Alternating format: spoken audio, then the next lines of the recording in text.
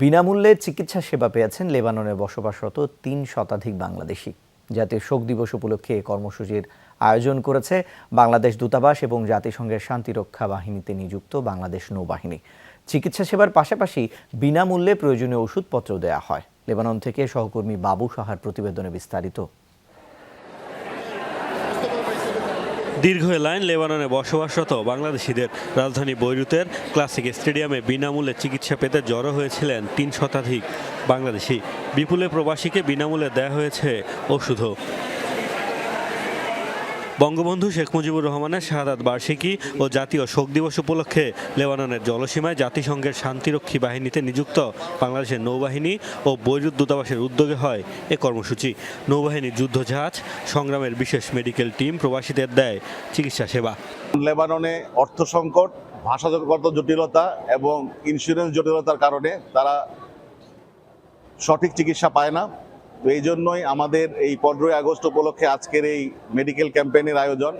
আমাদের উদ্দেশ্য হলো প্রবাসীরা এখানে বর্তমান অর্থনৈতিক সংকটের সময় নিত্যদ্রব্য পণ্যের দাম বেশি, তাছাড়া ওষুধের দাম অনেক বেশি। এই জন্য দূতাবাস মনে করে প্রবাসীদের যে আর্থিক সহায়তা বা স্বাস্থ্যগত সহায়তার অংশ হিসেবে এই ফ্রি মেডিকেল ক্যাম্পের আয়োজন করা হয়েছে। ভাষাগত জটিলতায় সঠিক চিকিৎসা পেতে বিপাকে পড়তে হয় অনেক প্রবাসীকে। অর্থনৈতিক সংকটের কারণেও প্রয়োজনীয় ওষুধ কিনতে হিমশিম খেতে হয় তাদের। বিনামূল্যে চিকিৎসা সেবারে উদ্যোগকে সাধুবাদ জানিয়েছেন প্রবাসীরা।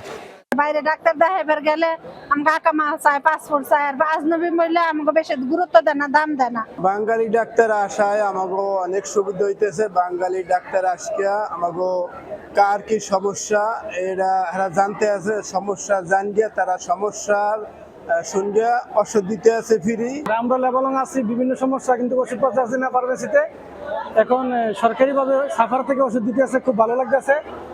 এ কর্মসূচিতে উপস্থিত ছিলেন দূতাবাসের charge the affairs Mohammad Baqibillah, বনৌজা সংগ্রামের ক্যাপ্টেন মোহাম্মদ আমিরুল ইসলাম, দূতাবাসের প্রথম সচিব মোহাম্মদ আনোয়ার হোসেন সহ বাংলাদেশ নৌবাহিনীর কর্মকর্তারা। মোস্তফা মাহমুদ, যমুনা নিউজ।